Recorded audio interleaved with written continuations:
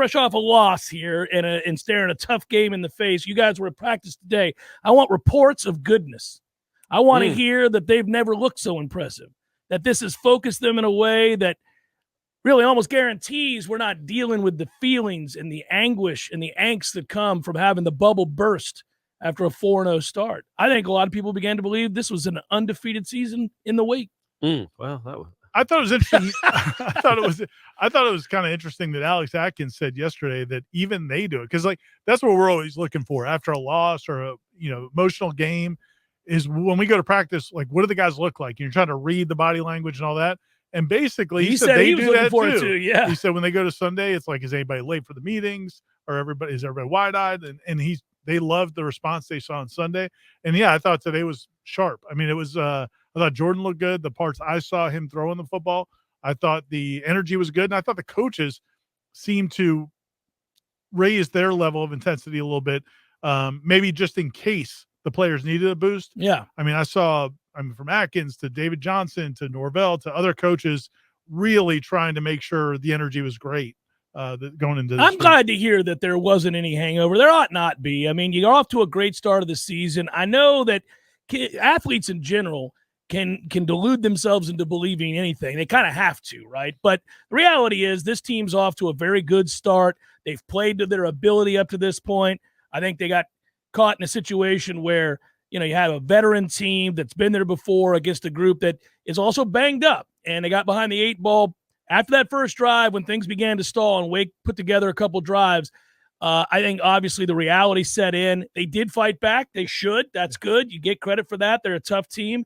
I don't know physically if they're going to be able to get the wins over the next 2 weeks. They might, but certainly their head should be screwed on straight. I mean, they've come too far. I mean, they've worked hard together to get to this point. There's still a lot of goals right out there before them. In fact, if you were to win these next 2 games, hell, you're still in it for the Atlantic. Inside track, I would think. you'd be in good shape. So, I'm glad that they didn't need some sort of attitude adjustment. I'm also glad to hear the coaches, just in case, were ready to go and amped up the intensity. It's it illustrates again, this is such a tough stretch. And I know we grew up with ACC football. We don't maybe foresee Wake, NC State as this incredible gauntlet, but it kind of is, man. Wake, that offense is unlike anything you're ever going to face again. Then NC State has a very good defense and they're physical. And then, after that is Clemson. So right now, Wake is 15th in the country. NC State is 14th in the country, and Clemson is 5th. And you got that back to back to back. That's just a really tough schedule. I think last week when you went into that game, you're like, okay, now if you can go 2-1 over these next 3, you're going to have a great year. Now, I think because Wake was the easiest of the 3, in my opinion, it was never going to be easy. Probably physically, yes. It was going to be the easiest of the 3 because and you got them at home. You got them at home after Clemson. And so you thought maybe that would be the easiest of the 3. Well, you didn't do well there. So now you got a chance. Win one of these next 2. Just win one of these next 2, man, and you still have a chance at a magical season. Not a good season, which you still have a chance to even if you go 4-3 to start. But if you win one of these next 2, going on the road and winning at Raleigh, which you never play well, I would be elated, Corey. To answer, exactly, I right. would be elated. I don't think they're going to go win this game. I'll tell you that now. I don't. But if they do, to your point, I would be elated. I think you're playing with house money at that point. When Clemson comes to town for a night game, you'll be loose. I think they would feel pretty damn good about themselves at that point. Who knows? You hang around in that game, get into a second half situation like you had last year at Clemson, you might be able to win that game. The atmosphere will be such to maybe carry you over the finish line. I would be a little surprised, though. Again, I don't know who's going to play and who's not going to play. That matters a lot. Like, for example, if Fabian Lovett were to play, that might change the way I view the chances, obviously, of them winning the game. It certainly would upgrade their chances to win the game. But we don't know that yet. They're certainly not going to announce that. And then I'm knocking on wood that you get Robert Scott back, because I think the difference is noticeable with him not in there. It's not even that I think he's elite. He's just so much better than the alternative right now that you really can't afford to have both your tackles be physical mismatches against the elite defenses, meaning the wrong side of the physical mismatch. Yeah, I think the challenge is in this next 2 weeks for the fan base is if you don't win one of these 2 games, you're still, the goal for most people going into the season was, man, get to 7 or 8 wins. 8 wins is probably what you need to be at to really feel like you're making progress. You could lose these 2 games and still get to 8 wins. You could, but it would feel miserable. I think this going on the road to face that team might be a good spot for this team right now, because I do feel like the way they attacked LSU, the way they attacked Louisville on the road, I thought was what we've seen this team can be in terms of from a mentality standpoint. Loose. I thought in the Wake Forest game, once they kind of got punched in the mouth, I thought they could look tight. They didn't look until they kind of got back into it. They fought their way back into it, and I thought they played well in the second half, really on both sides of the ball for most of it. Because even that long drive, that 18-play drive, it wasn't like they were Swiss cheese.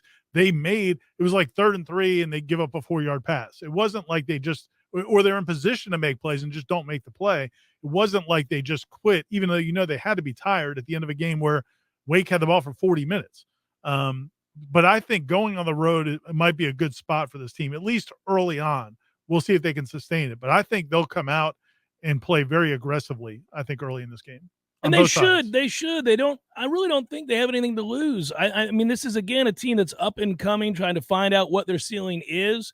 They're not the best team in the conference. They're not a playoff team, but they're just getting better, and you're trying to, cross certain markers of success along the way. And they could win this game. I certainly would love to put a scare and make this a fourth quarter game and see what happens. The pressure shifts to NC State immediately. They're supposed to win the game. They're favored. They came into the season, NC State did, as a team that a lot of people thought could win the ACC. And they have a veteran quarterback who last year threw 35 touchdowns to 5 interceptions, was one of the most efficient offenses in the country. This year, their offense has struggled. They've really had a hard time putting together back-to-back drives or anything like that. Yeah. NC State's been disappointing on offense. So if Florida State's healthy enough defensively, I think they keep that score down. I like Jordan Travis an awful lot in that matchup, by the way, if they can block it up. A lot of this stuff becomes a moot point, and that's why I get back to the physical ailments for Florida State. Jordan may be a better quarterback this year than Leary is, and Florida State may have better backs than NC State has. And, we can point to things that Florida State's doing better. If you can't block them, it really doesn't matter. So we're going to find out early, can the offensive line hold up here, or do they have to win with trickery all night long? What does this defense do against an offense that is not very explosive, not very talented? I mean, not very meshy. Not very meshy, but their offensive line has struggled. They don't have great skill players. Leary's playing. He's not putting up the numbers he did in the past. I just don't think he has the weapons that he's had in the past and the offensive line, the protection. So this is a game where, their best win was Texas Tech, but Texas Tech turned it over 3 times, 33 picks. Mm-hmm. I think Texas Tech's backup quarterback. And I think NC State had like 270 yards of offense in that game. So it's not like they, did a whole lot offensively in that game. So I just think that you have the better offense in this game. And now the problem is you're going up against a good defense. You're going. But yes, correct. Your defense, even with the injuries, especially if you get Verse back, I think should have a decent advantage against their offense. If the defense doesn't win this game by a good sized margin, then you're probably not going to win it. Well, what I would want to see early is a renewed ability to stop the run between the tackles. Wouldn't that be something? I mean, look, man, NC State struggles running the football. That's what I want to see. And if they don't do it, then they're not going to be able to do it without a healthy Fabian Lovett. Yeah. Because the bottom line is, since he's been gone, teams have at moments, and Wake did it this past game, ran the ball right up the gut. And it hasn't been like we've seen anybody really be able to stop that. I think without Lovett in there, you don't have another guy that's a difference maker. You got guys that fill a role nicely, but they're not difference makers. So, and Malcolm Ray hasn't been healthy this whole time when he plays. I mean, you have a lot of banged up guys that are trying to do the job. I don't know that Coop's 100%. He doesn't look like the guy that I saw in camp. So, knock on wood, all those guys are feeling better, but they've been blockable. I assumed y'all talked about this. We don't want to have to harp on it, but it is something that is a big deal when you're playing close games. Kicker. What do you do? I asked him specifically. He didn't have a good answer. I think I got to it at the end. The 20-yard line. No, 4th and 7. That Johnny Wilson becomes your kicker.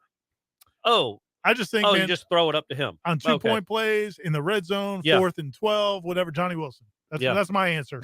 Throw it up to Johnny Wilson. I mean, look, man. Man. I don't know. I mean, look, obviously they're at least expanding their search a little bit. Yeah, practice today. There was another kicker going. They're expanding the search. They're expanding the search, and they both Fitzgerald and I just can't remember the kid's name. Aiden Shariari. There you go. They both made their kicks. One was like a 30-yarder. One was a 40-yarder for both of them. They both made it. So Well, thanks. There you They go. got they got Yeah, they got great. multiple kicks. They both made them all. Yeah. So there's something. But Ryan made them all last week too. But I just wonder because they were gas man at the end of that game. I mean, that was a big part of it. They played 85 snaps on defense. Say regular.